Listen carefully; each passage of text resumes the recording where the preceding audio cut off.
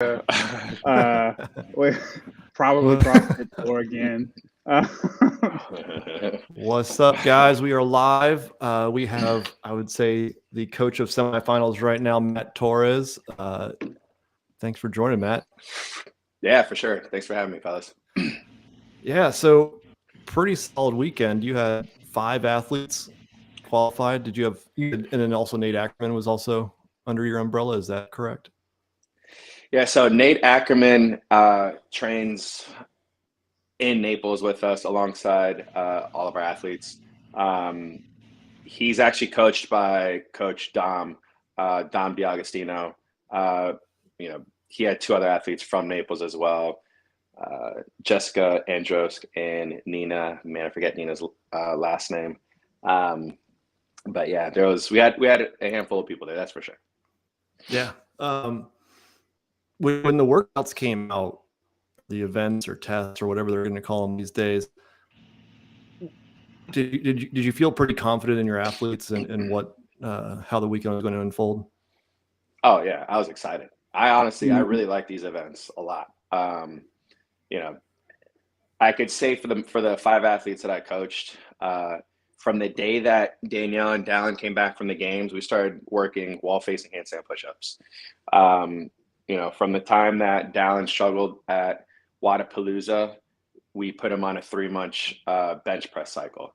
From the time James left the semifinal last year in Tennessee and his knee got healthy, we had him on a huge strength cycle. And then saying like the thing goes on and on for Fee, Emma, with Fee and Emma, we were practicing high skill gymnastics. These workouts were perfect for all of them, and I actually had this moment with them before starting the competition on Friday, where I just essentially the message to them all was, if you guys execute like I know you can, everyone in this room is going to the CrossFit Games. And I wasn't bullshitting them either. It was 100% facts. Now, like every athlete out there, not just my athletes, they all face a little bit of adversity. None of them executed 100% of the time. And we saw little pieces of that. So we clean up some of the little details, and we got two months or so to do it. And one of the things we talked about going into this is obviously there's a lot more qualifying spots, 11 for the women, 12 for the men. Was the focus on the top of the podium? Obviously, you had Emma and Danielle fighting for the top, or was it just, hey, let's just worry about getting in. Let's not, you don't have to kill yourself on some of these events, because if you get second or third, it's not the end of the world. Or was it, hey, I wanted to win? It's extremely difficult to convince an athlete of this level to take it easy. If they see a chance, to win something, they're going to do it. They're at least going to try. An example of this is, the Dallin, Danielle, Emma, statistically speaking, they made it to the games prior to event 7. And you saw how all those 3 did, right? It's like you put them in the moment and they're going to show out, and so there are instances, like for example Linda, where I am telling them, be smart, from rep 10 to rep 6, the round 10 to round 6, it's a bench press workout. From that point on, the moment that you can go unbroken, then you don't have to think as much, just go. Right. So there's moments like that throughout the weekend, where it's at such a high focused, pinpointed effort to make sure that you get this one thing right, bench press. You get that done, and then you just go, right? So, it's rare that we'll have them go up there and say, I've made it already, let me just kind of take this one easy. But I wouldn't have it any other way. Were there any surprises? Because we didn't know all the information going into the weekend. When you were, I guess you probably tested these workouts. was there anything that kind of stuck out to you as being different than kind of what you expected? Yeah, the sled was a surprise. As a coach, I mean, we have a ton of responsibilities, and I put it upon myself, especially if my athletes are in the last heat, is to go out and watch at least one heat for the majority of it as well. And the sled pull from event one was one that we just didn't know what it was going to be like. And what I noticed from that first heat of women was it was kind of tucking underneath itself, making it more difficult to pull. And then in some cases, the weight was falling over, and I expressed this to one of my other coaches. It's like, it's unfortunate that in such a huge competition that means so much to so many people, that your level of fitness is dependent upon if the equipment is working properly or not. It is unfortunate, because the benefit of being in the last heat that I noticed from the first heat was when that weight fell over, some girls were just like looking around like, what do I do? Like precious moments being wasted. And so the first thing I told my athletes was, look, this is not looking smooth as you would hope it to be.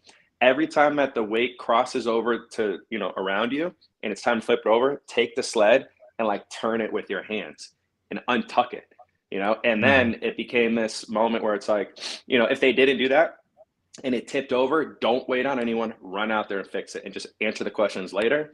It's just in the small details of it where it's like, I saw a couple girls on the first pull, they're tugging it so hard as if the sled's going to move, and all they did was spin, and then they fall down, right? So it's like, look, just wait until the rope has tension on it, and then start to pull.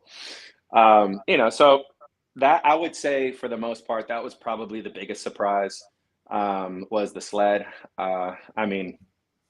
We practiced 15-foot legless rope climb here at the gym. So when we found out it was, I think, 12 feet or something, it was great. They're already sore and exhausted by the time. So it's super helpful to have that. But nothing else really sticks out. Yeah. Question from Jeff Giardina. How do you and the Brute crew cover everybody's needs across game day? Yeah. Our team. So it's not, all right. So I coach the athletes. I'm there every single day. It's very, very important who I have back there with me. I would say that one of the more difficult tasks for me is to coach my three girls, right? Between Danielle and Emma, completely opposite of each other, and Fee, it's like, how do I make sure that they're getting the most of everything? And they're as prepared and focused as they can walking onto the floor.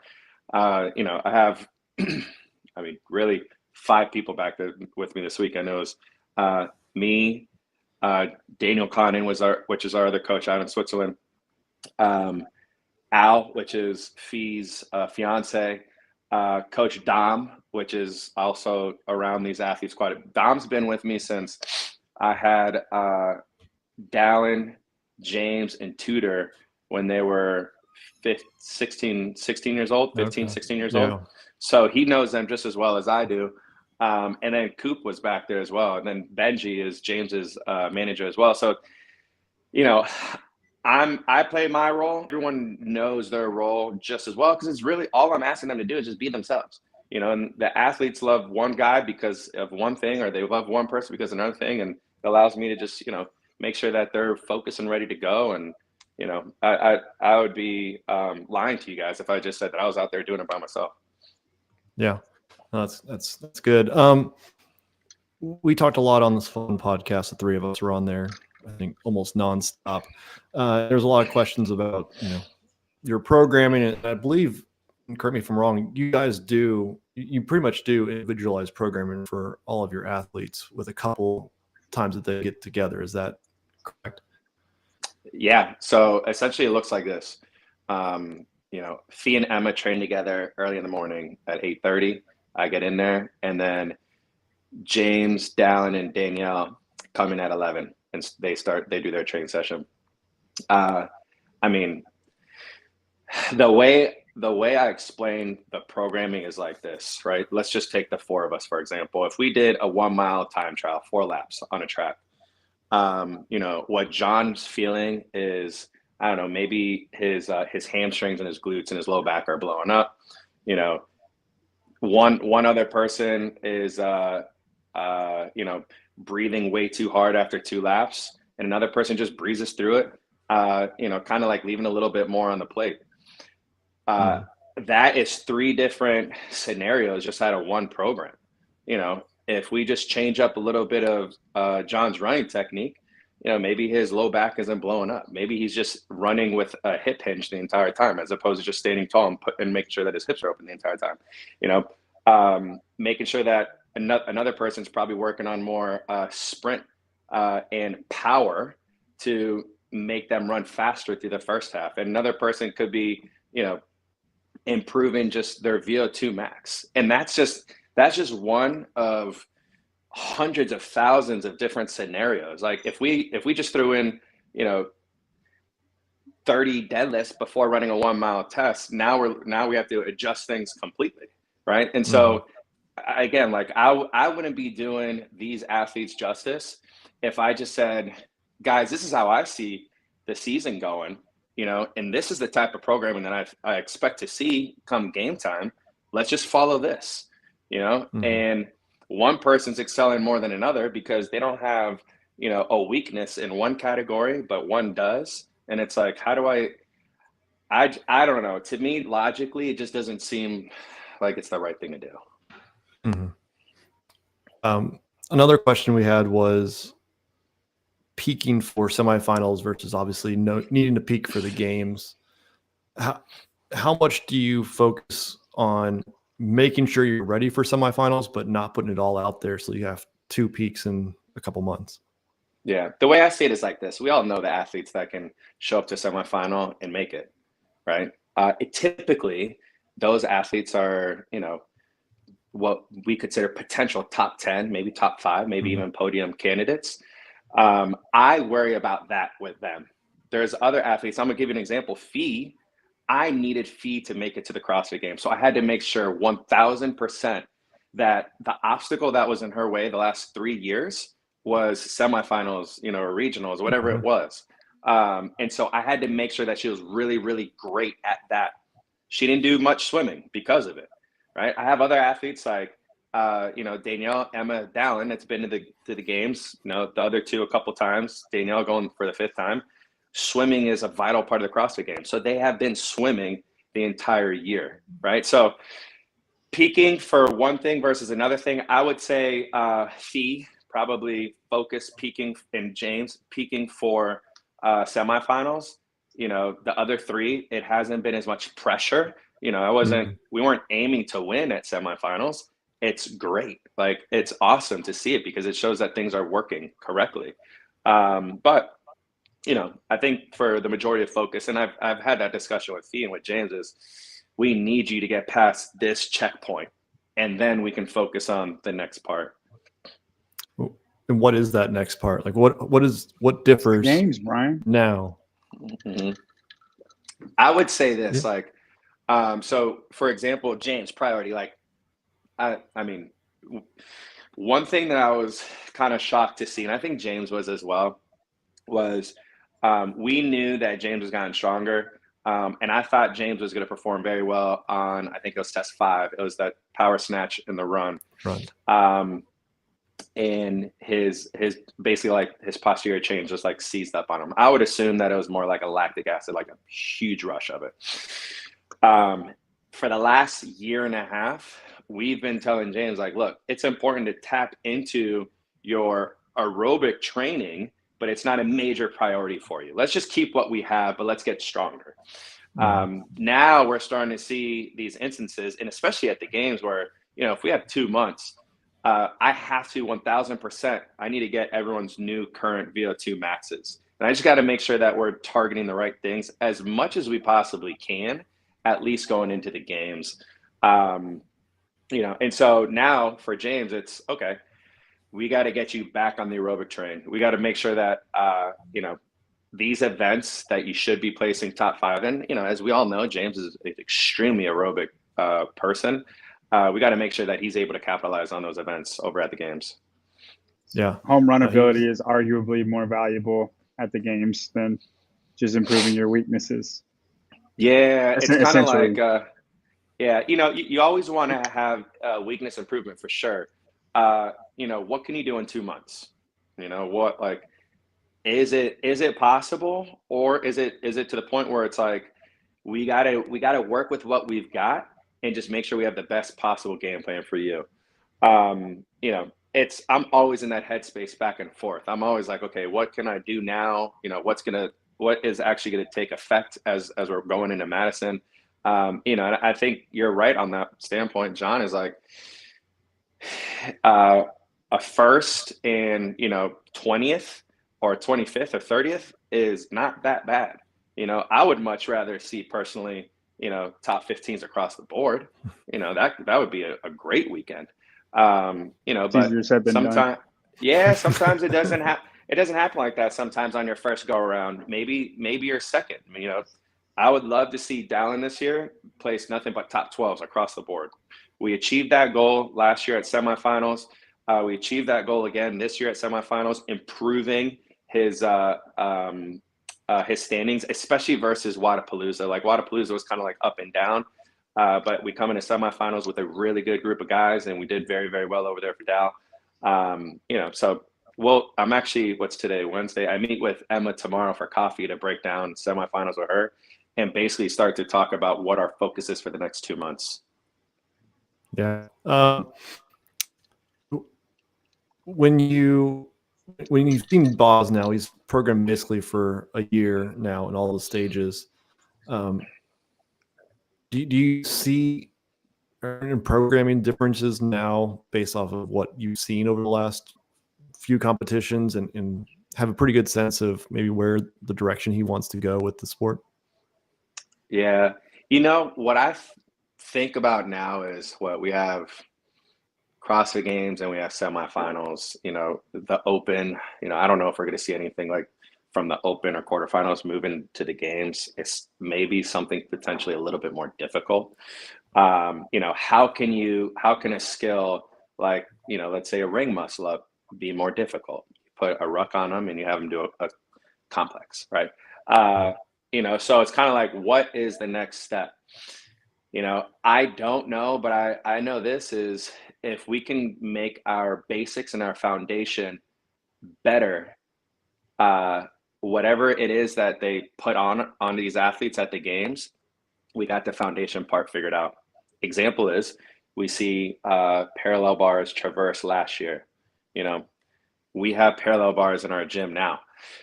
Our athletes have all been drilling parallel bars. We may not see parallel bars at the games at all, but at the very least that their dip is being improved on that implement. The traversing across is being improved. That may show in other ways. We might get ring dips again. We might get parallel bar, P-bar handstand walks again of some sort. There's some sort of transfer over. So, my biggest goal is what is their biggest weakness and what can we attack for the next, let's say, month and a half. If it's not going to make them, if it's not going to improve them, adapt, if they're not going to adapt to it, at the very least, they have a very clear understanding of what it's going to be feeling like going to the game, so that when I'm explaining to them what their strategy is, they have 100 belief that they can attack it and that, they trust me. And if I tell them they're doing 6 reps instead of 8 reps, that they trust it. Yeah. And last question for you. Obviously 3 of them on the podium. How much confidence does that build going into the games, knowing that they were at the top? Dallin ended up beating Roman, who was on the podium last year. I mean, does that give them just a lot more confidence heading into the games? Yeah, I would say, that's a great question for them, but I would say it's more about who they beat than where they are going into the games, because, we've seen it so many times, someone podiums at a semifinal or at a regional or somewhere, and they don't even get top 15 into the games. It's that Right. That's just what we've seen. It's just been so it's been so different. I do believe that this is the first year where, from at least, what we have currently, what quarterfinals and I forget who posted it. Quarterfinals and semifinals is the most like relatable, the top 11 and the top 12. Was that you? Yeah, it was me. Yeah. Right. Because I don't know if it was like that before. And I remember back in the regional days, everyone used to be like, oh, regionals is vastly different than what we're seeing at the games. Like at the games, it'd be like all these running events, and at the regionals, it'd be like no running events, and swimming and all this craziness, like biking, but I don't have a problem that they did 3 running events or 4 running events, whatever the hell they did, because they're going to have a lot of running at semifinals. And guess what? Our team has been doing a ton of running all year. So, if running shows up some more, if they have, 30% or more of the test at the games running, great. I couldn't be more happy. Yeah, no, it was kind of interesting. I was surprised because, as I was looking at how to predict this next week, I was curious. Like, it seemed like as I was going through it this past week, all the same athletes who finished at the top did well for the most part, unless they were hurt at semifinals. And it just seems like, I don't know if the programming was just too similar, or it's just the athletes are rising to the cream of the crop, or that it was the nature of having 60 athletes just let them kind of pull away. But it was just a fitter field in total. Yeah. If I were to do predictions and see, I'd be curious if that trend happens this week, and it may switch up kind of where the predictions are for the next week, because of how much running there was. Even though, you ask these athletes the first event, it really was not about, if you could, Rolf or whatever it was, bike, right? It really wasn't about if you could bike, run, and ski. Just if you could pull that sled. Yeah. But I will say this is you did need a very good level of, aerobic foundation and capacity to be able to get off of whatever the implement it was, pull that sled, and not have that heart rate jack up, right? Your aerobic system has to be strong enough that every time you're dropping those hands down and taking that breather before you grab again, there's some moment of recovery, or if you're jogging that rope down, getting ready to spin it around, you have to have a good enough aerobic system to help you recover faster before you start to go all out effort on the next set of pulls. So, even though it didn't show in can you echo, run, and ski, it did show ultimately when you're having to give all out effort for every single pull. And you actually saw instances in there where some athletes look phenomenal through the first round and even halfway through the second round. And then it's kind of like this crash and burn, and I think that the athletes that will do the best in that, and I think Danielle and Barnhart is a great example. They're powerful athletes. So they have a really good power clean. They have a really good power snatch. And they're a little bit, I don't want to use the word heavier in the wrong way, but they weigh more than the other girls do because it takes that body weight to pull those hips back and then the power to throw the hips back into it at the same time. Yeah. And so naturally, if you're stronger in that regard, it's not taking as much energy to pull that sled down. So you might see a trend in that direction moving forward from, week to week. Yeah, it definitely felt like you had to have strong power output, but also have that metabolic conditioning combined. It was high focus on that. At least that's how it felt for me. So yeah, for sure. Matt, I appreciate it. I'll let you get on for the night and get to go have some coffee with Emma tomorrow morning and get the rest of the season planned out. So appreciate it, and congrats on the weekend. Yeah, no doubt. Thanks a lot, guys. Thanks, Matt. Right, have a good one. Have a good one, Matt. See ya. All right. Well, now our picks. All right. Well, hold on. We want to recap week one. Yeah. Give me a second the best here. Picks in week one. Did you do the homework on that, Brian? Who won what bets? Oh yeah. You know why John's so itchy about this? Is because he knows he won. That he's just wanting to flaunt. I don't know, man. I don't know. I beat Brian Friend all the time and it never comes back up. Stefan never brings it up. And, So and everybody just assumes Brian's just freaking the best ever. But I'm telling you, he gets beat from time to time. You just don't hear about it. John is a little too excited. We'll see. Yeah. We'll see if it pans out the way he thinks it does. Wrong. I need to pull up mine. All I know is Tyler Christoffel was better than Jake Berman. I don't know what happened on that, man. I don't know what happened. So here are our 12 picks for the men. Tyler, a little unfortunate with Saxon. I think all of us had a little unfortunate with Saxon with a foot injury. Mm-hmm. I don't think he would have been second regardless, but he was not there. I think we can discount Saxon and Alex Caron. Yeah. Just not count them. Yeah. Our bet too. there, Hopper got the best of Saxon and Cornwall. So congrats to John, at least on that one. What is that, $20? Yeah. All right. My Winning. Venmo, I'll send it to y'all. Jake Berman, not there, and Tyler. So what's the workout? Do you want to read the workout that Tyler has to do now? What was the workout? He has to do it twice, doesn't he? If he doesn't beat Christopher's time. Yeah. Well, it was the one that Christopher quit on. Yes. I actually like that workout. I'll look it up while you guys keep going.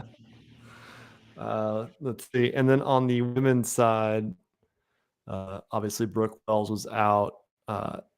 Annika, and I did take out Mal on this one, so obviously we would have just moved everybody up one. So I did have Annika missing out on the original one, but would have had her moved in. Carolyn Prevost was very close. Didn't even really see where Elena Savage showed up, somewhere in the middle of the field, but I called Emma Cary, so that was a pretty good one. Killed it. So I think overall it was rather predictable. I mean, there's 3 rookies on both the men and women's side. You got Shelby Neal in there. Is there any other rookies to guess? I don't think so. So you know what's both funny? Called Jeff Adler, right, Ryan? What's that? You and me both called Jeff Adler. Where did Tyler have him 5th? Think about that for a minute. The way he dominated this weekend, and you had him in 5th. I really didn't think he was going to come out and dominate like that. It is funny because in Z-score, Annika still would have made it.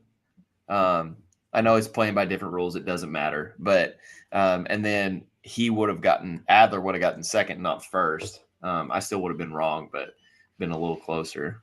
So it's just interesting.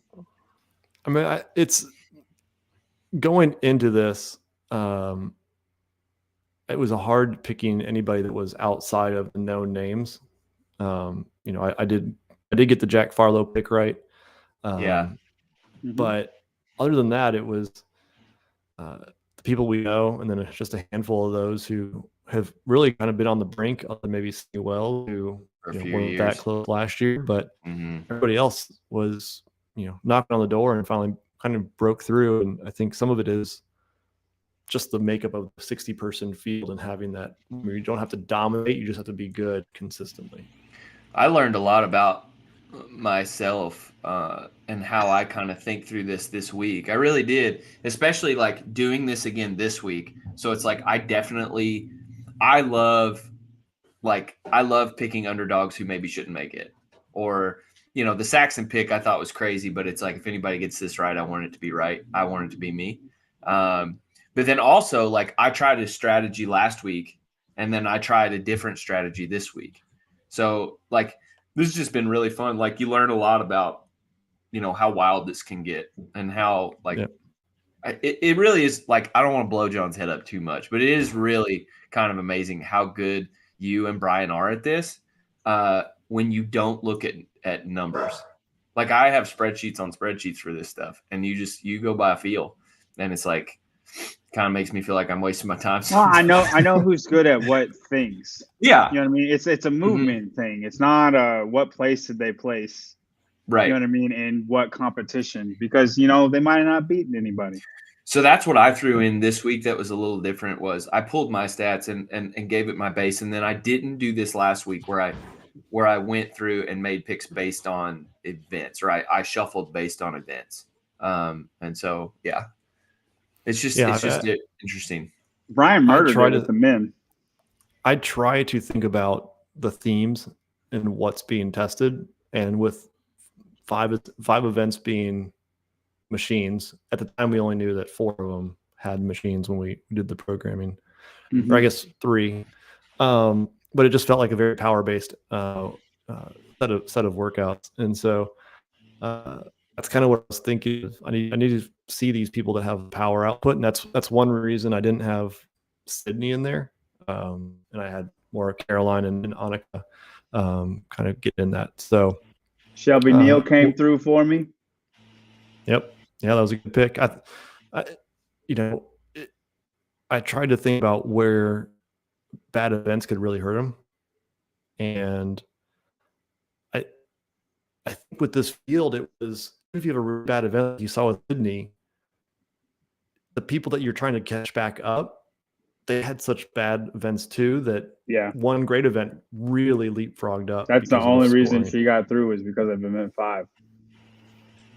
Yeah, because I mean, even like, what is it, 35th place got 25 points or something like that. So it's if you get in the top 10 in an event, you make up so much ground when you only lost 25 points to half the field. It's insane that she took a 58th place, last place, and still made it in the top 10.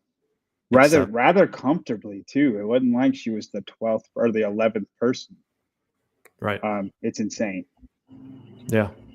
And of course, none of us picked the reality star, Luke Parker. He had a wonderful weekend.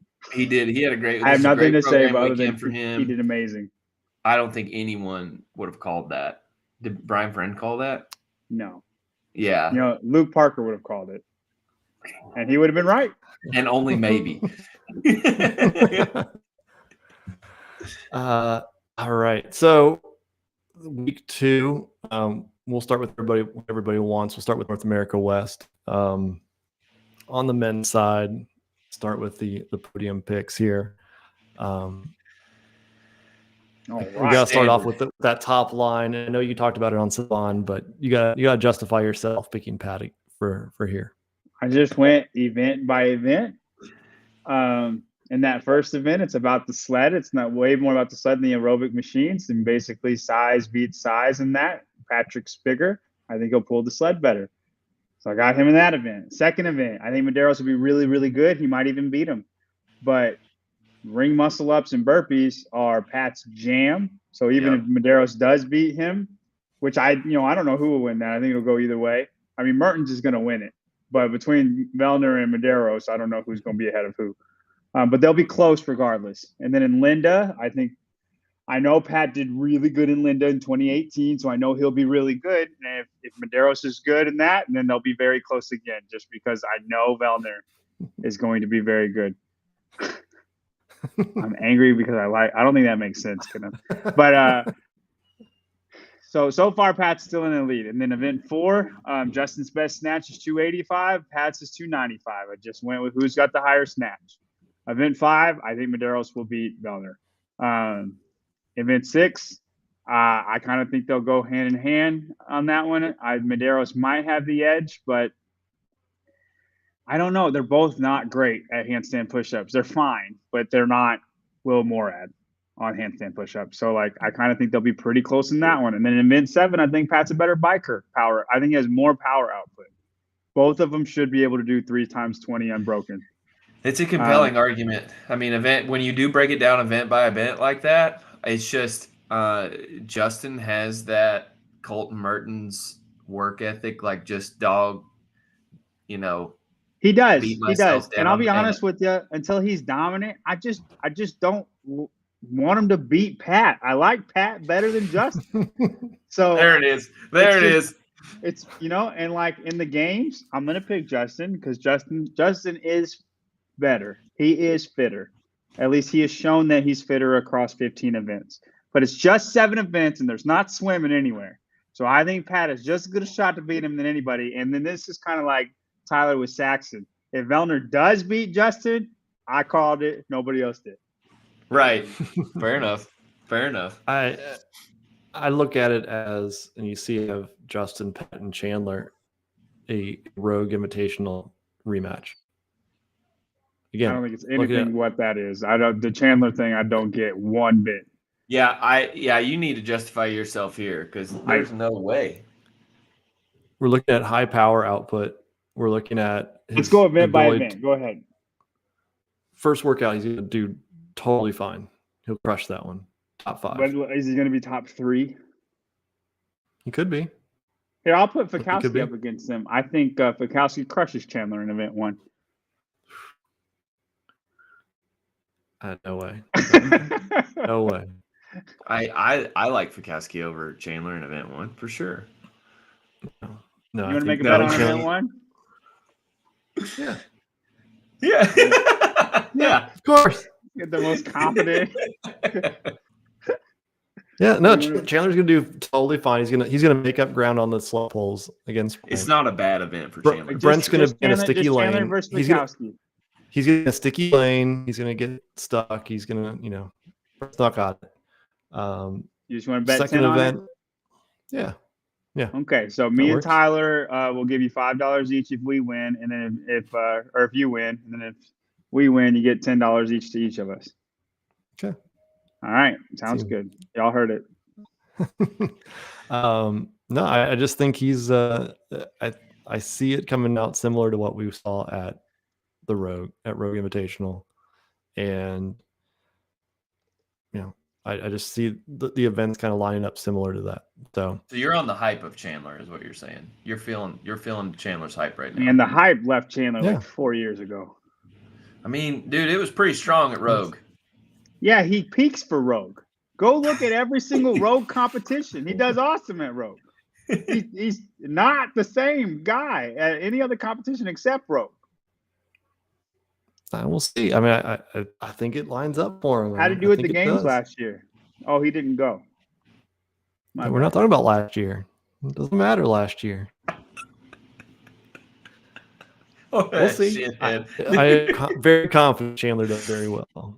It was funny is I think he'll be fine. I think he's going to make it. It's just so funny. Let's see. I mean, the only question mark, and I'm hoping, is if he's healed or not. Didn't he hurt his wrist or broke his wrist or something? He still only has 4 fingers on that one hand. He hasn't healed yet.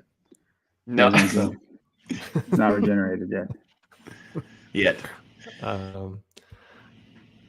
Next 3. Sam Quant's in there each time. There's Chandler for John. What I'd get drawn to is Anthony Davis, Tyler. It's big boy. He finished somewhere in the 40th in the quarterfinal or something like that. So no big deal. What does Anthony have that's going to? Okay, let's talk about every event except event 4. I think the run won't be great for him in event 1, but the rest of it is right. Event 2, that'll be a little heavy, but he said he's smashed gymnastics all year, right? And then so that leaves you event 3. What's event 3 again? Event 3 is Linda. Great event. He should do good on Linda.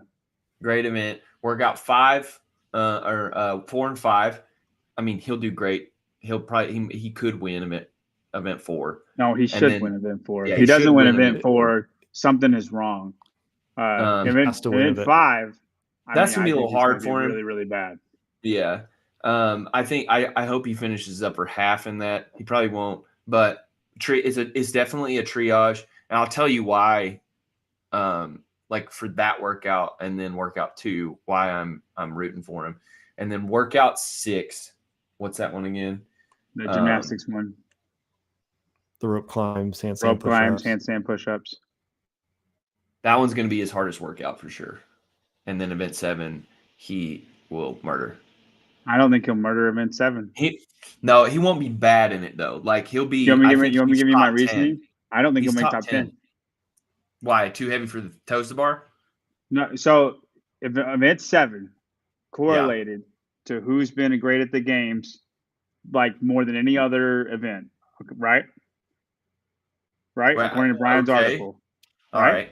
Like it What, event correlated 7? with It correlated with the It past. does. I'm not- who the fittest people were. It correlated more than all the other events by a lot. Like there was a gap. Okay. Meaning the fitter you are, probably the better you are at event 7. And the toes to bar are the thing that separates everybody in event 7. And then everybody who can do all the toes to bar, great. Then it's about the bike. But it's about the toes to bar first. And if he is not on the same level as these other guys on those toes to bar, at least I don't think he is. Maybe he is, but I don't think he is. I think so. This is. So if he gets like a 40th, and a 20th, he's out. The I think he'll factor crush the first part, though. The first part, he'll be in it, and then it'll be like a destruction. The factor that I rely on that I think is different is that I rely on who I think got better during the year and who I think's training mattered this year. And like he was right there last year at the Granite Games to go. Now it's a different field and all that stuff, and it was different events. But I think the training that he did this year will pay off, and we'll see a different Anthony Davis than we've ever seen. Like he was great. He made so many leaps and bounds last year, and I can only expect it again. He's a hard worker, and that's why I have him here. Maybe he's too high. I agree with you with that fact. Yeah. I do. He's cut 10 pounds. I do think it's Yeah. the fittest Anthony Davis has ever been. Only 9 guys go, and there's like 7 guys who go to the games every single year. Yeah. You see what I'm saying? I just don't think he's fit enough. I agree. Maybe I'm buying his training a little bit too much, and maybe he's ranked too high. But when I looked at some of these other guys, I was like, I like him better. So I mean, we'll see. And maybe this is my, a lot of this comes down to I really want Anthony Davis to go. And I mean, I think it'd be awesome if he did. Because in the games, he would have home run events, and he'd be really fun to watch. Just like, I mean, he's kind of like the opposite of Colton Mertens.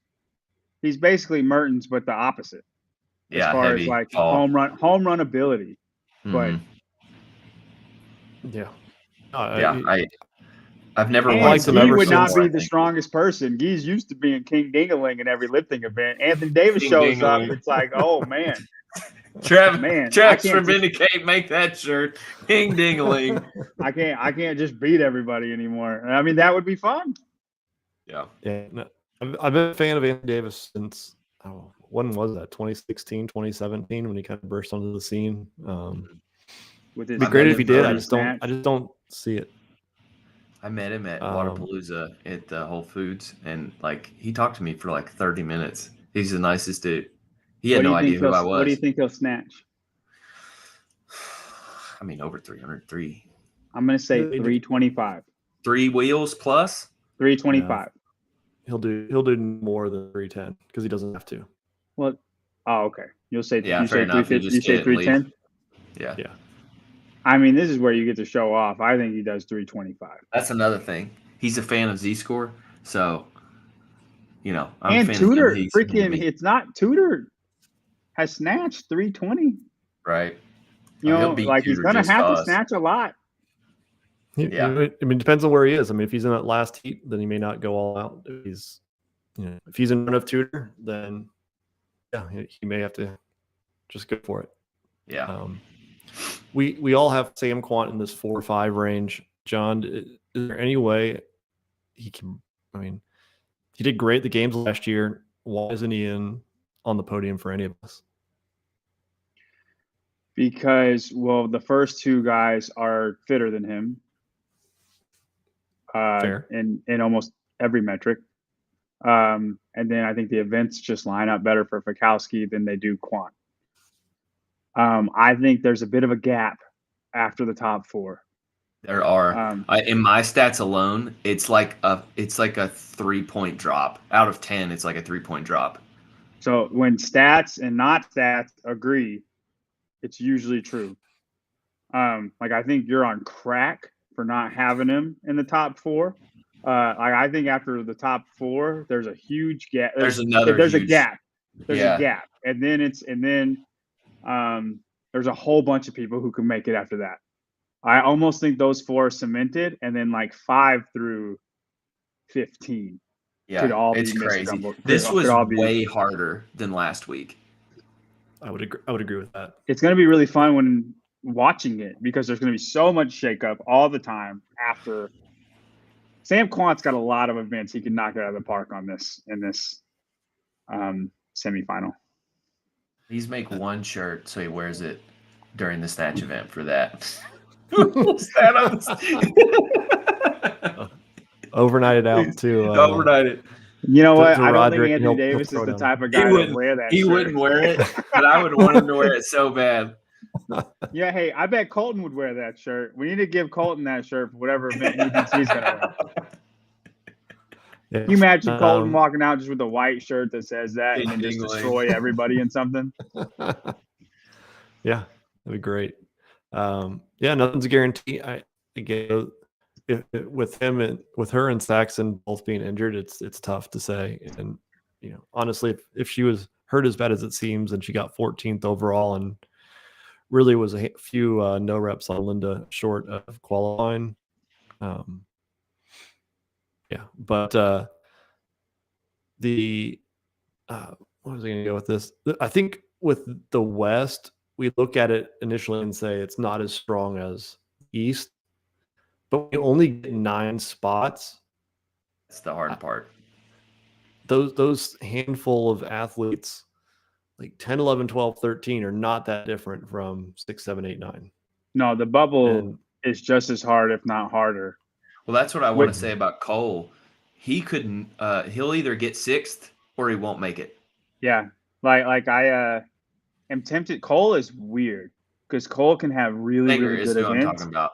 Not I know. Shaver. Yeah. I'm talking about Sager.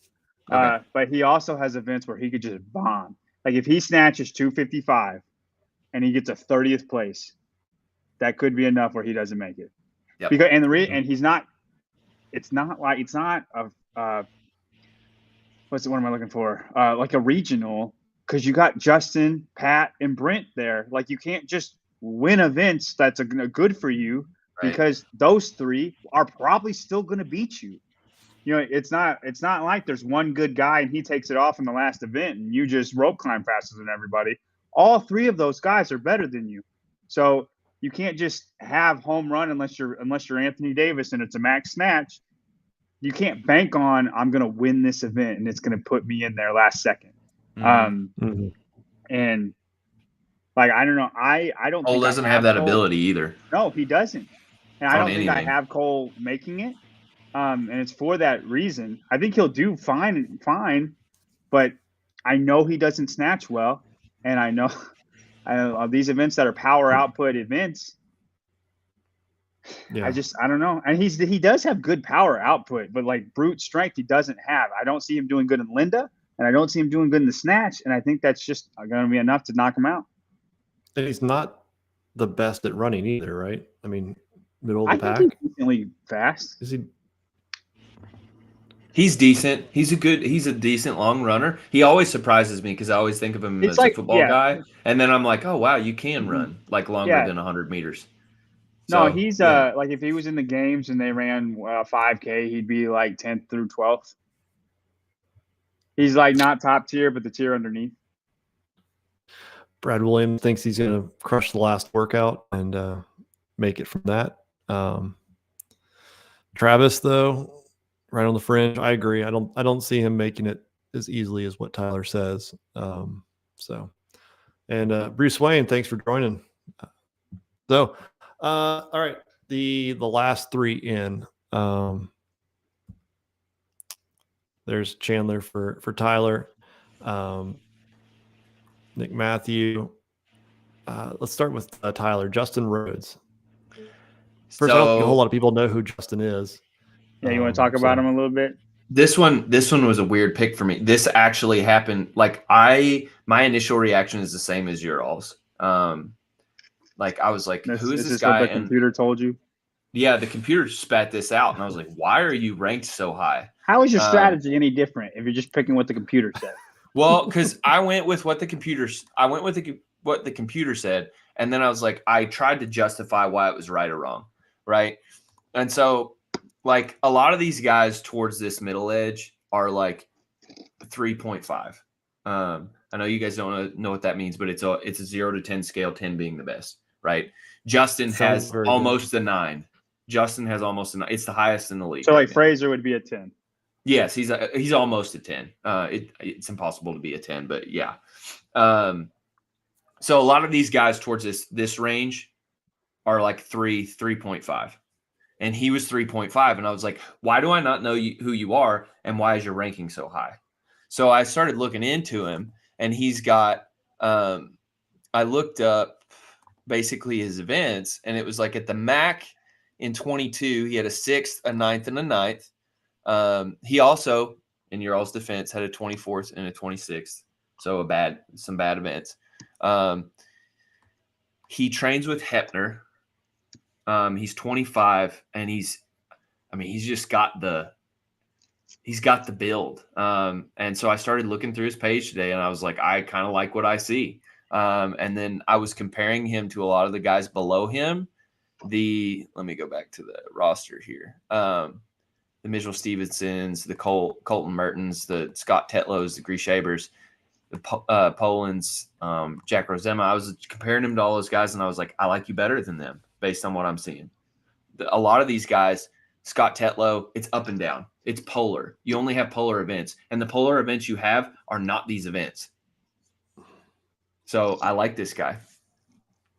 So what Mac in 2022, did they snatch that year? I don't like the worldwide ranking. I think they're dumb. Or was that the year of the in complex? 22 they did a snatch. What was his snatch?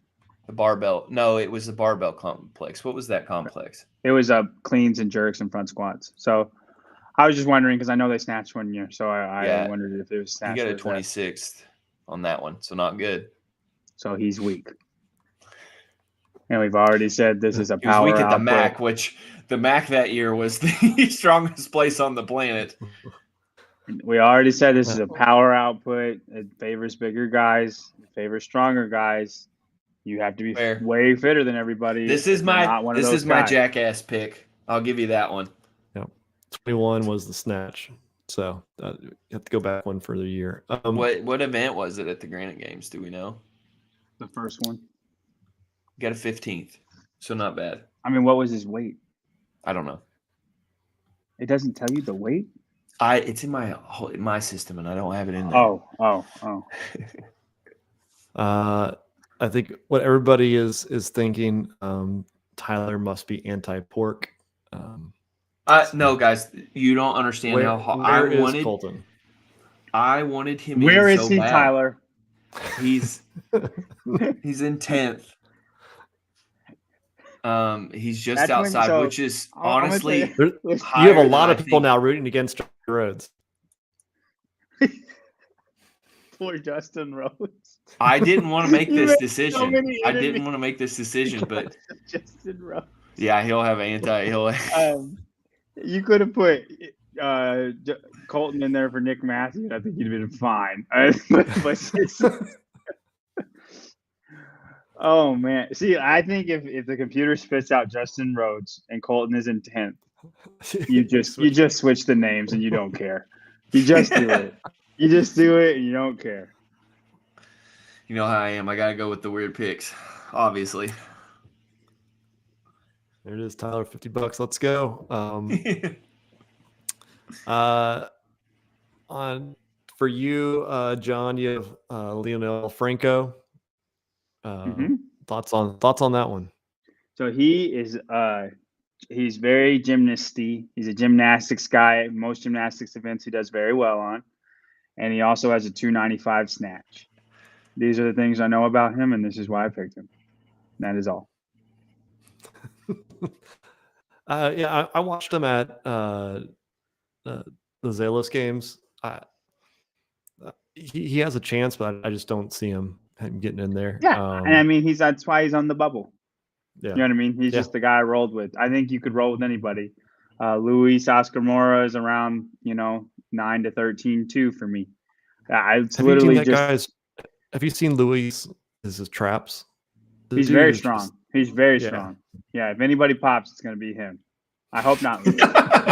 But Damn, I'm John. just Jesus. saying. You got to be take it as a careful where you compliment. point that. No. Listen, if you're clean, it's a compliment. You know what I Yeah. mean? But just throwing it out there. But I think like we said before, 9 through like 15, it's just pick who you like. Pick who you like better. And Lionel's that guy for me. Oscar Moore is that guy for you. Yep. And Justin Rhodes that for Tyler. So I should have known better. I've really just screwed myself here. Travis is gonna start spreading rumors about Tyler. So if you hear stuff on the internet, maybe on Reddit, it's probably false, but you never know. Yeah. All right. Brian also doesn't have Cole Sager. I do not have Cole Sager or your guys' third place finisher. I didn't have Fikowski on there either. I didn't will even admit see to this. that. Oh my gosh. You don't have Fikowski. Making it at all? No, he didn't Nowhere. make it. You're crazy as hell. What? Brian. Justify that. Oh my gosh. Oh, I That's want to the say worst this thing before on you here. say anything. I kind of forgot about Tudor, so just fine. that's out there. I mean, you already ruined it with not having Colton. It doesn't matter who you forgot about. Yeah. You forgot about Colton. That's who you forgot about. So I'm with John on Cole. I just don't think he has the power, but I think he's going to have 2 really, really bad events and not enough to come back. Top 5, top 10 finishes. Fikowski, I look at a lot of these guys and I see them still improving. I don't think Brent is on the way up. I think at best he's staying where he was last year and kind of staying even. You're Or absolutely right. Where did he finish in the games last year? Or he's going down. Where did he finish in the games last year? I don't know. I just would like to know. I know you know. I know the sentiment. Was it that 7th or 12th? I can't remember. I'm looking it up. Somewhere in that range. Okay, let's just hold it in mind while we look it up. 16th. Okay, 16th. That's not great at all. I mean, it used to be second. So 16th in the CrossFit Games, 16th fittest man in the world. You don't think that's better than Cole Gray Saber, Colton Mertens, Tudor Magda, Luis Oscar Mora. Half of those guys haven't even made the games once. And you think they're all better than 16th at the It's a gut feeling that I have that he's just not going to pull it together this weekend. See, there it is. Feed into that. It's my gut feeling. That's worse than having Justin Rhodes in the top 9. And that's pretty darn bad.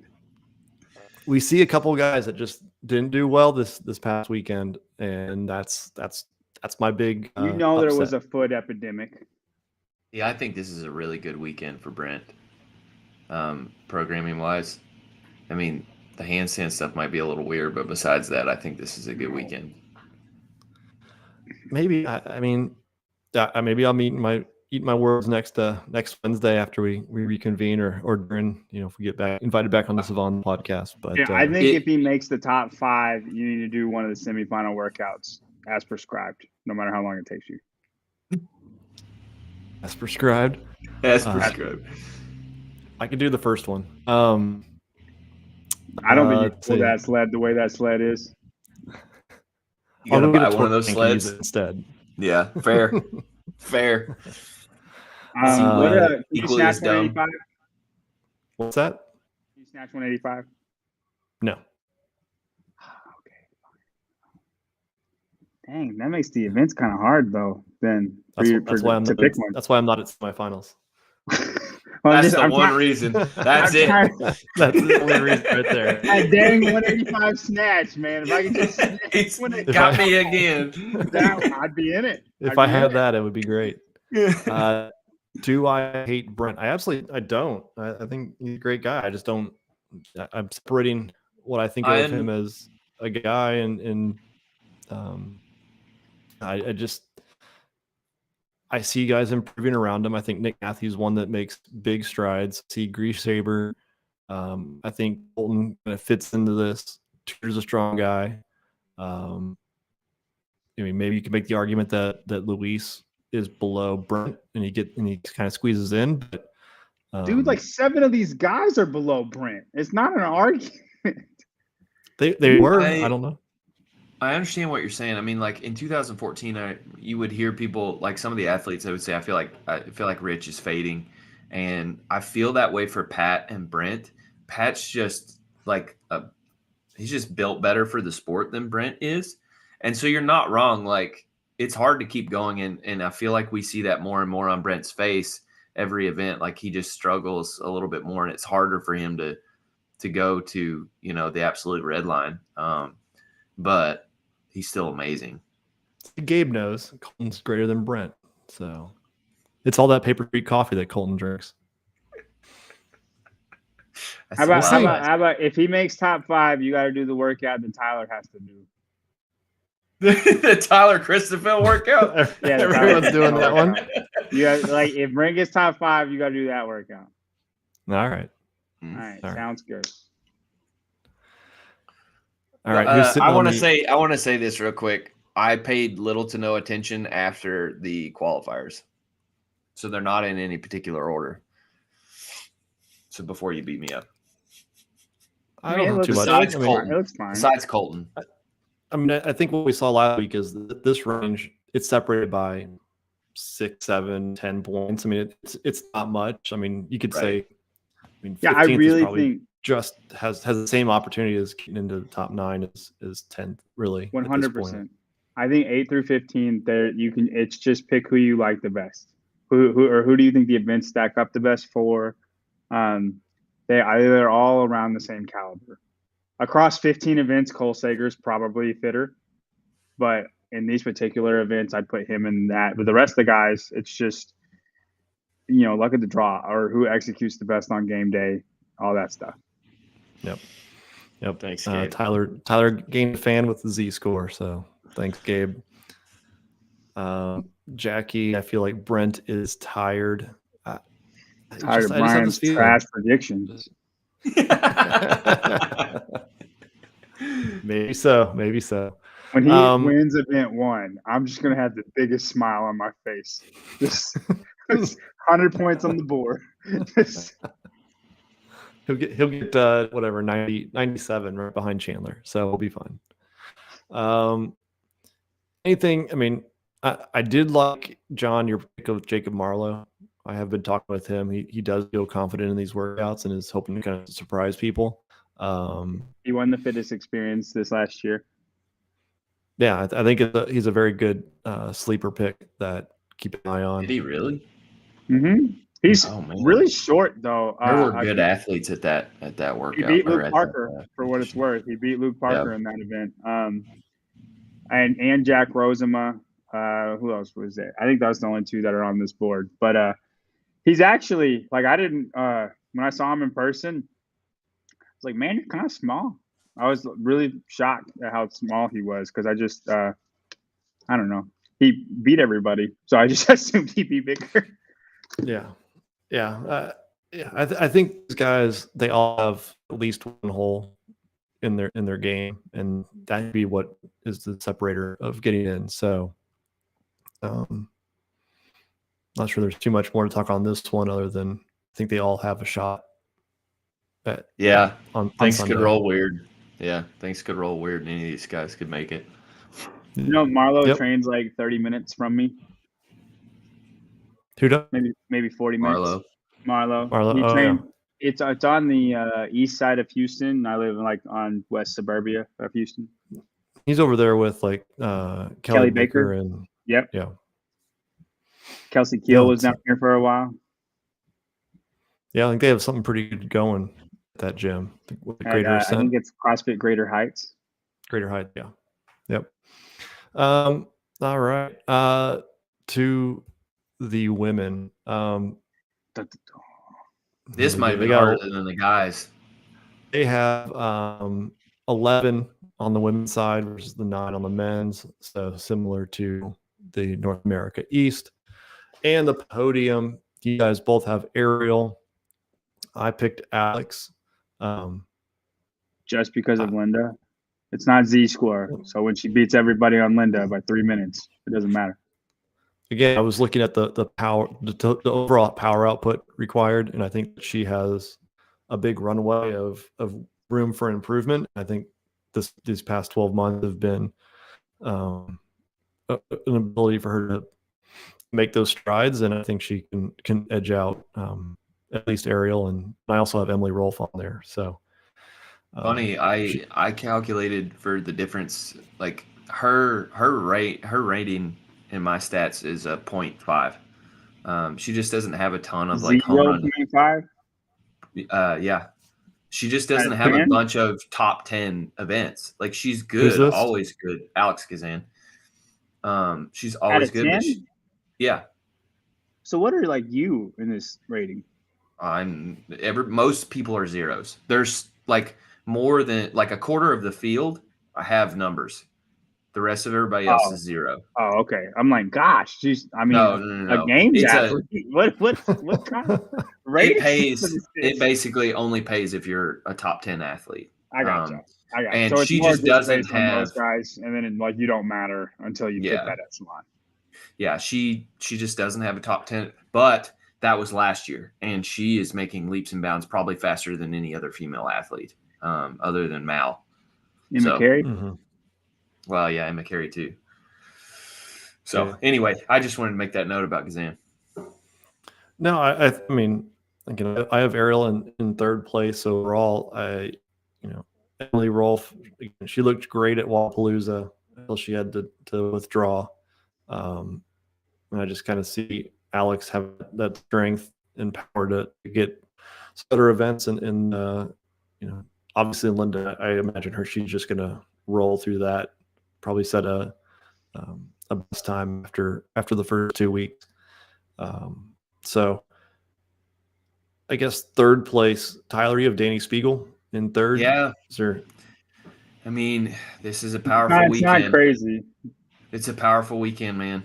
And we've seen less crazy things happen. I try to talk myself out of it. But, I mean, when I look at these other girls, I'm like, and I think about the workouts, I'm like, she has a really good chance in every single workout. Especially now knowing what we know about the sled and how much it matters. Yeah, I'm not going to argue with it. The first event, I think, was meant to be aerobic, and it's totally opposite. It's not. It's literally just who can move the sled the best after you basically have an aerobic base. And as long as you can run to some degree. Right. I mean, like I'm not going to beat the guys at the semifinal, even though I could pull the sled better because my aerobic base is not at their level. But everybody is at that level that is here. Let me ask you this. In my rankings, she had a 3.69, which is the highest in this field. So meaning, she could come away with, like, it kind of predicts that she comes away with a first. I don't think that's true, but could you make an argument for that? No. Okay. Why? I don't think she will. I did the same thing. I marked her down just because I was like, I don't think you have the capacity, the brute capacity to get a first. Event 5, I think, will single-handedly make her not first. Okay. You think she does okay on the muscle up complex? That one is interesting. She's done fine in ring muscle up workouts before, but she cheats the line every single time she does any kind of ring muscle up workouts. And with this ruck, as we saw with Brooke and Sydney, like, some girls just really struggle with this. I don't know, but some girls don't. You don't know who's going to be who in that scenario. She could be fine. She could struggle. I have no idea. So I'm not even going to predict it. But if she doesn't struggle, typically she's been all right in ring muscle up workouts. But she could. Linda, she should murder. The snatch, she should win. The sled is about the sled. The gymnastics event, I don't think she'll do great. But she I don't has think a gymnastics background. How was she on the legless rope climbs? She was fine. Like, she was middle of the pack. Like, she's not bad at them. And so I don't think she's going to be bad. I just don't think she's going to win. I don't think she'll win that event, but I think she'll be like 10th in that one. You know what I mean? I could see her higher than that, honestly. Because, I mean, she'll go through the pirouette walks unbroken. A lot of these girls can, though. It's the rope climbs and the handstand push-ups that make this event. For the but she was great on hand push-ups. Yeah. Yeah. No, she's not. She's like, but I'm just saying there are people better. Yeah. I don't know. I just don't. She's not going to win the event, but she's going to be fine. And then event 7, again, I don't think she'll win the event, but I think she'll be fine. She's going to move the bag better than everybody. Toes bar gets her. Yeah, I mean, she's not going to be better at toes bar than Emily Rolf. I don't think she's going to be better at toes bar than Ariel Lowen. I think those girls. I mean, again, this workout correlated to the fittest people, and I think a lot of girls are fitter than Dani Spiegel. Dani just has specific specialties that usually show up in semifinal events. I get the same feeling about her as I get there's a couple other athletes I feel about this, is that they're just rounding out, and I like Dani seems to be like her weaknesses keep getting smaller and smaller. I feel like through the years. I think they're always You don't there. think so? Here's what I'm saying. In 7 event competitions, she usually does fantastic because they have to test strength, they have to test power output, and there's usually a max out. And she's good enough at the gymnastics that she's not going to be bad at them. She's got the requisite strength to be okay and still weigh 170. Right. So the only thing she does bad in is going to be a long run, which is one event. Right. That's why in 15 events, like the games, she never does what she does in semifinals. Right. Because they test everything. There's a lot of running. It's way more endurance. It's way more CrossFit. So that's what I'm saying. And these girls, I think, a lot of girls will be fitter than her, but she gets tested on her specialties every semifinal, and she's going to do great. Like your third pick for her being third, I think is fine. I could see her. I wanted to bring that back up. Like, again, we're not arguing. Like, we're theorizing, could she get first, and that's what we're arguing. But I really don't think she's going to get that. So yeah.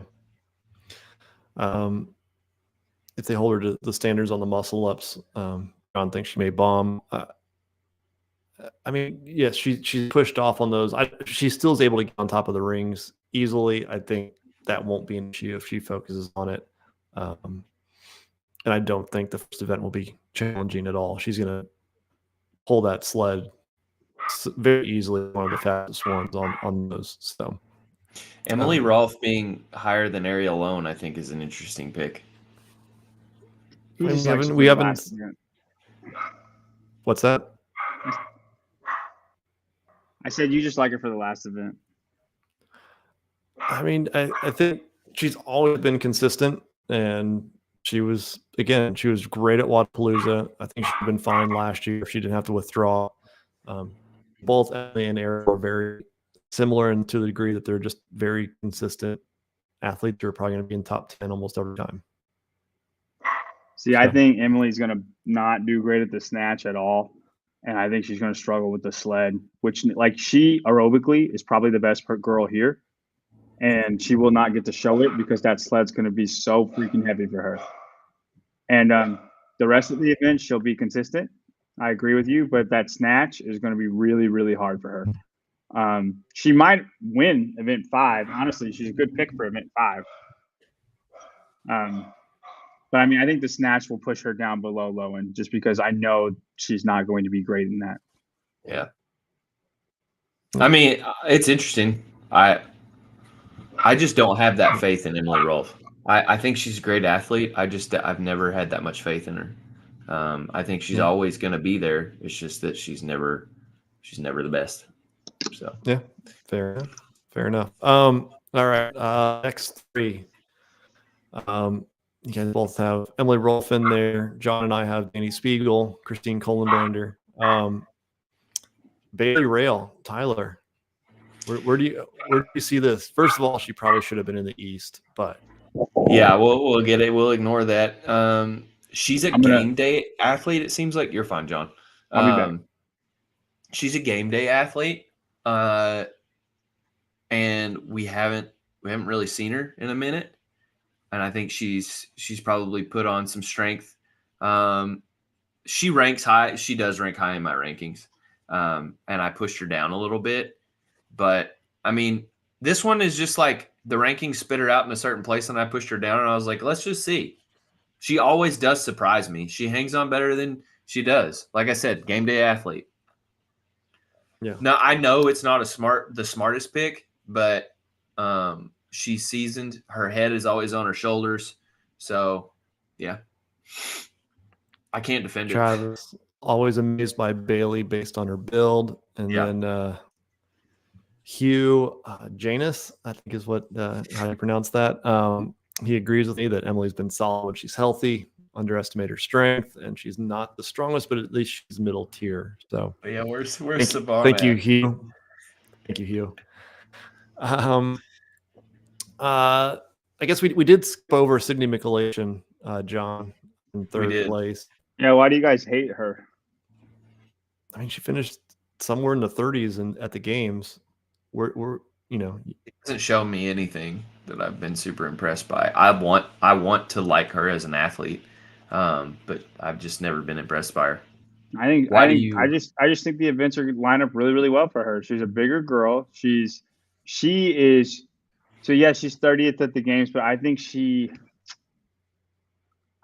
consistent in her execution, and I just think these events line up well for her. A lot of my picks were just do the events line up well. I agree. Honestly, I agree with Tyler about Danny Spiegel. Danny Spiegel will probably beat Sydney Michelation, but I just don't like Danny Spiegel, so I put her fifth. She's comp trained. Sydney Michelation is comp trained, right? Still, right. Like, listen, Ben Bergeron, we all know he's the greatest coach known to man. So, I have faith in Sydney. I looking back at it, I probably have her a little bit high, but I do think she'll make it. If I had to rearrange it, I'd probably put Rolf third and put her behind Christine Kolobrander, but this is where I put her. Can't change it now. So hopefully she does great. She pulls it out. Yeah. Shelby Neal came through for me, so Sydney can too. Yeah. Maybe so. Yeah, Hold on, Jenna. It's coming. I almost put Kristen a little bit higher. She'll be right up there with Danny on the snatch, and I think she kind of these workouts too. I think sit well for her. But it would Christine made me nervous. Only because her engine usually, I always expect her to have more engine than she shows, and that's what made me nervous about putting her at fourth. Yeah, but the engine workout became a sled workout. Yeah, right. But even still, I mean, like, you can't have a shitty engine. Yeah.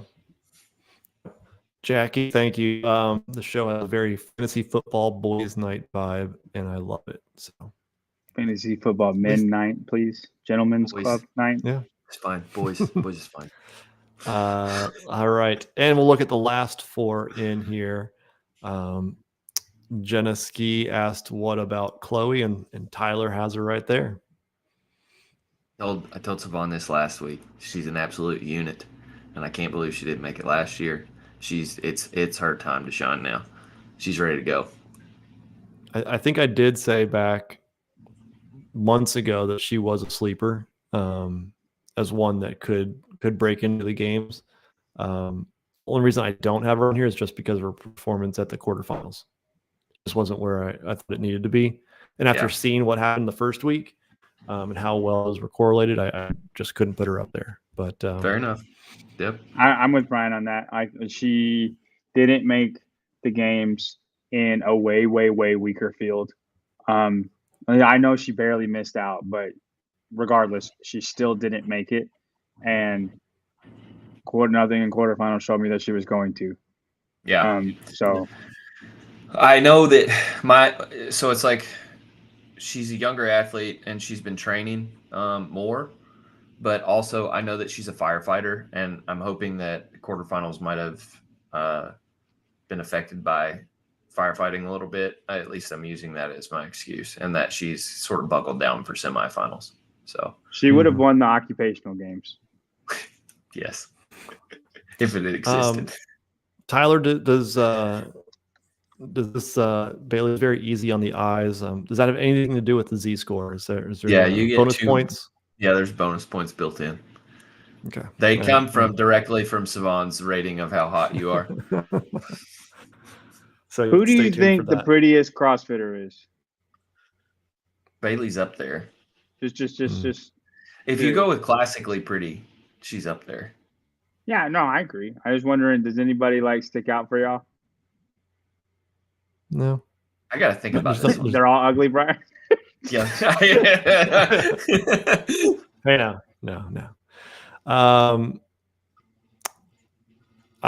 We have a couple rookies on here.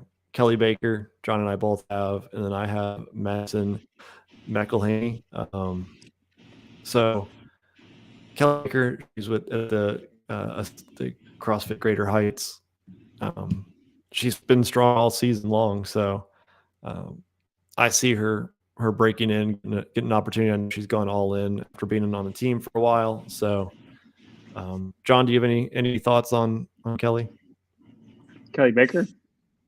Yeah, Yes. I mean, she's just been super impressive. Her quarterfinals impressed me. I honestly didn't really think anything of her. I just thought she was kind of like a girl who, wanted to go to the games and then wasn't fit enough by herself, so she went team, which is fine. There's a lot of people out there like that. Like it's fine. But she won the fittest experience. I keep saying that because I was there, so it's just you're a little bit of a homer for people that you go against or watch in the same competition. But then in quarterfinals, she murdered it. She was ranked so much higher in quarterfinals than I thought she was going to. Beat a lot of these women in quarterfinals. So I'm just gonna roll with it and say she's found something, and I think she's gonna break through and make the games this year. Yeah, her biggest weakness has always been muscle ups, and I know she's been hammering those all year. So if you can just get through the second event, I think she'll be fine. Yeah, I agree. Madison McElhaney, I saw a post just recently. She thought about opening at 215 for the snatch on workout 4. Light, very light. So that's a safe bet.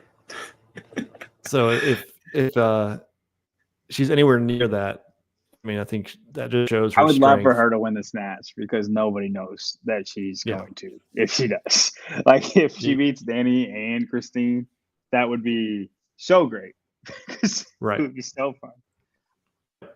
So I'm kind of calling her as a sleeper, strength based, obviously. So we'll see if she can kind of sneak in there as one of those dark horses. I got Rebecca making it in there. That's a I that's hope a that hope she's got pick. strong enough. Yeah, that's a hope pick. That's a hope pick. Brian, I get it, dude. Brian I want it thinks for Rebecca is good looking because that's the only reason he picked her for 10th. I get it, dude. I wanted her to go too. I just it's like a Colton pick again for me. Mine's kind of the same. I mean, mine is kind of the same. I know they're totally different athletes, but I just want Olivia to make it, and I think she'll be close. So, if I would rather pick her and root for the person I want to make rather than somebody I picked. Yeah, I think these are, again, just like the men, those last 3 spots are going to be very, very tight. Why no Katrin? I think her best years are behind her. Dude. You don't think the Fraser effect will help Miss Katrin out? That's what I put her in there for. Is like I've kind of counted her out too, but Jason Hopper made me pick Katrin. Yeah, I think Matt's going to take it personally to get her back. I think for him, it's a badge of like, look at that, Ben. I did more with her. How bad is she on event 6? Wow. Does she get absolutely stopped on the rope climbs? I don't think is that so. her Sydney Wells?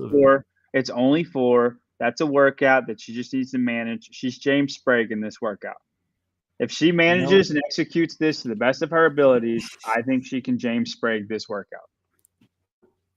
You know what's funny? Not good for James. Katrin's thing is sled dog, right? And that that only exists because Dave's style programming was very much like just beat you down in the ground, work capacity, but like cycle times, like stuff like that, just work, right? And this stuff that Boz is programming is more skill based. It's it's heavier. It's execution based.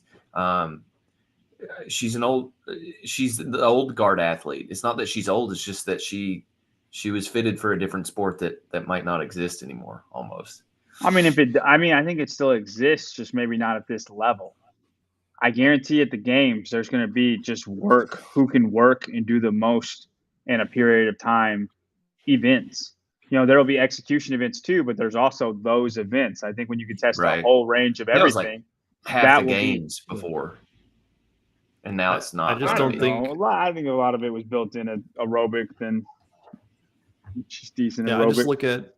I look at what Sydney was able to do after her 58th place, and I really see Katrin maybe not being 58th, but well down there on number 6. And I think she's not going to have as many good high finishes as Sydney did to be able to get. How into is that. Madison McElhaney in legless rope climbs? I have no idea, but she could snatch 215 plus. So I mean that she's not going to take an L on that one. Equals not great at legless rope climbs though. Maybe. Typically, I'm just saying, I don't know how big she is, but she also did some video where she's doing all gymnastics type stuff. So yeah, she's not. Yeah, huge. she's not no. So she's lean, she's sort of long. I'm actually surprised that she can snatch what she can snatch. Like she doesn't look like a snatcher. Yeah. Who do you think? So you think who's lower, Fusile on the snatch or Davidsdottir event 6? Davidsdottir. Oh, we got disagreeing opinions on this. I think they're both kind of in the same. But they are. Yeah. That's why it's a good good question. Yeah. I as hard as some of those rope climbs were on that second on the return, I see her getting stopped on those. So, all right. And on the bad side of it, I have Bailey out there just missing out, Katrin, Olivia. You guys have Bethany Shadburn up high. I'd love to see her up there. Her ups and downs with her back. I couldn't put her in there. Just from the risk we didn't either. Withdraw. Well, being even that high, right? Like yeah, didn't have the. I think if her back is completely healthy, easily in the top 15, not a problem. I just have that concern of her, waking up one morning and the back doesn't feel good and she's out. So didn't want to use a spot there. She's a very sketchy pick. I'll agree there. Yeah. See, Travis, I hope Rebecca makes it. It'd be a cool story. So yeah. Anything else on the North America West before we move on to the other 2 regions real quick? Yeah. Marissa Flowers, she has some high rankings, and I think it's only because of quarterfinals in the Open. She has like how big Marissa is? Not very. She's 4'10", 110 pounds. That I just wanted to talk about this one because it's like that's I don't what think she'll be able to pull for. the sled. Really? Yeah. But that's what's interesting about I just kind of wanted to use it as what I have to watch my own system for is that she has top 10 finishes. They're all in the Open. She has one at the MAC or she has 2 at the MAC. But anyway, I agree. But I have to watch out for that. And so I pushed her down. I don't even know that she should be ranked this high. Did you have her in the top 10? Dude, she was in the top 10 and I was like, what okay, is this? So just so you know, I didn't have her in the top 30. No, I know. I looked at your and Brian's rankings and I was like, I was like, and I thought I was crazy.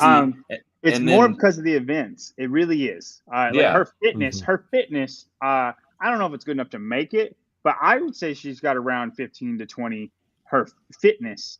And her gymnastics abilities is top tier. Mm-hmm. might win event 6 if she could do those overhead squats. Seriously, she might win it. Yeah. But I legitimately think she might take last place on the first event. And she's going to be low on the snatch. She's probably going to be low in event 5 just because I don't think she'll be able to touch and go that snatch. And then Linda, she could get last place. That's 2 last places with 2 events she's not going to do good at. The other stuff just doesn't matter. You see what I'm saying? Yeah. No, I agree. I was like, what is this crap? But I was just like, that's what I have to fight. Like, this is the problem. And I think this is why you don't like stuff like this, John, is like you create like a way to measure this stuff and then you just set it for, and then there's all these other inherent issues. And she was one of them. I was like, well, you're way too high. I mean, Allison Scuzz is definitely better suited for this weekend. I wanted to talk about her. I don't know if everybody remembers this, but it was like after the election, Trump, they would always say release the Kraken of the data, the data stuff. And it was like the Kraken never came. And Allison Scuzz is that way, is like is so much hope that she would make it one day, and she just never had. Yeah. No, there's quite a few that have been like that, and she's always been close, and you've always thought she was going to do it, and then couldn't pull it out. So, fun fact about Marissa, that is the girl who's got the world record in Fran. That's the thing. Yeah, like 145.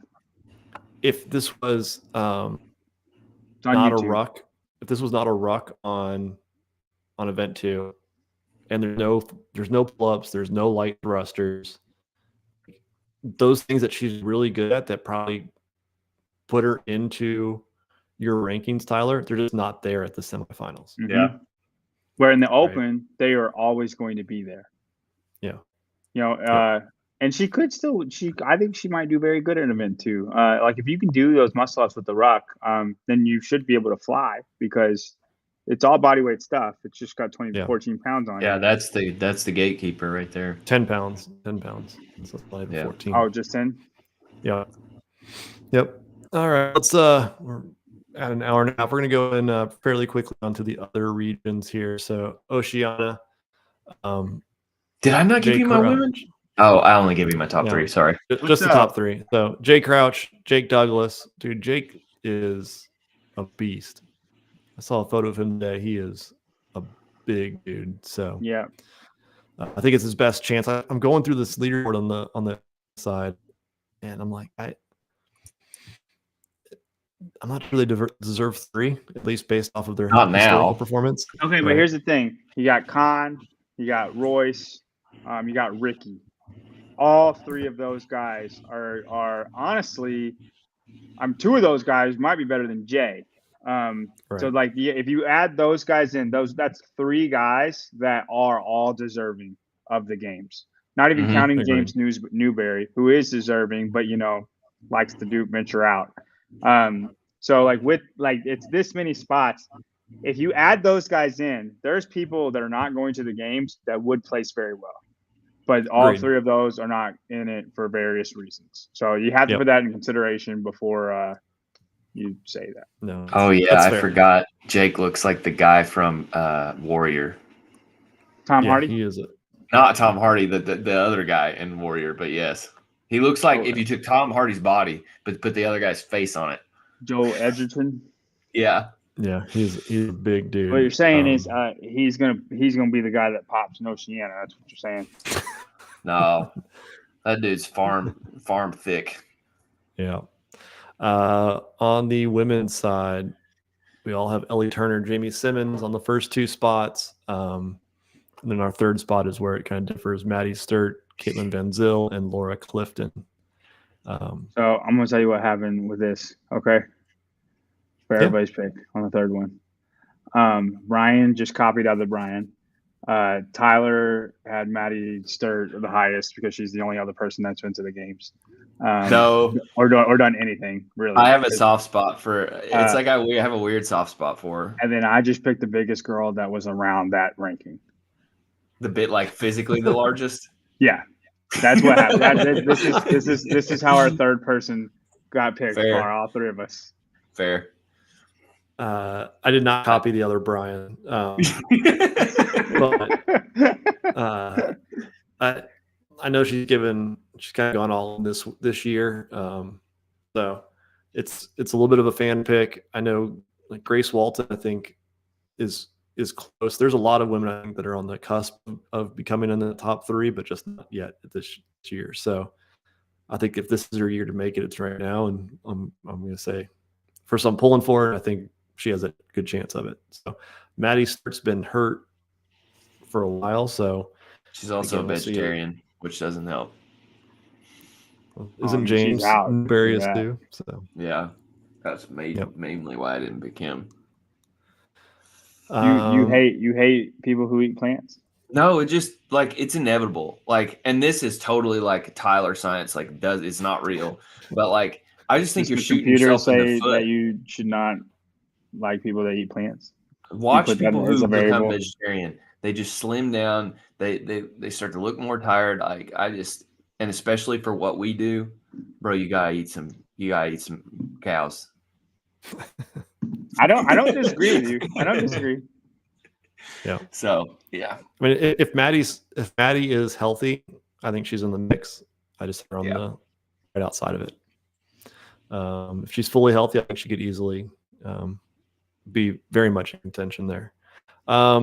On South America, Tyler, what do you think? What is going on here? Is going to beat Guy at? Let's go event by event, okay? It doesn't matter. None of this. Let me save us a ton of time. I'm not on the Guy train anymore. He's a quitter too. Quitter. Let's just go event by event. Okay? No.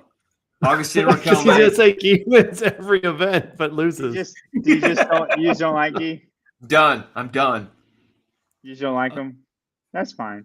And that's why, if that's your reasoning, I accept it and we can move on. You don't even have to explain yourself. I just want someone else to win besides Guy. Well, it's not going to happen, but I respect it. Yeah, I think these two guys are pretty much in, unless something else kind of goes crazy. But yep. And on the women's side, John and I both with Victoria Campos, Sasha Davis. Tyler, you got Julia Cato going back to the games. Any reason you have her over Sasha? No. He doesn't like Sasha. No. Gabe's gonna come after you, man. I don't. I to be honest, I know little to none about the South American athletes. Sasha cheated in the Open, but not really. But it looked like that. So now right. Tyler's like, I'm done with it. Dead to me. No, I don't. I don't have any backing. I just wanted to be different so that if she does go, I win. Yeah. Tyler's not going to pick out Mal or Haley next year to make the games because they won't. Let me tell you all something. The computer will say they had a 0. Haley Adams is never going back to the games. Don't hold your breath. Put your money on black there. She ain't. You don't walk around. Do you have reasoning? The feel, heart. Okay, so no reasoning. You just think that. I know people, bro. She ain't going back. I've been under the impression that she may not even like just come back and compete. And then she made some comment or post that she's, feeling more energized or whatever, wants to come back.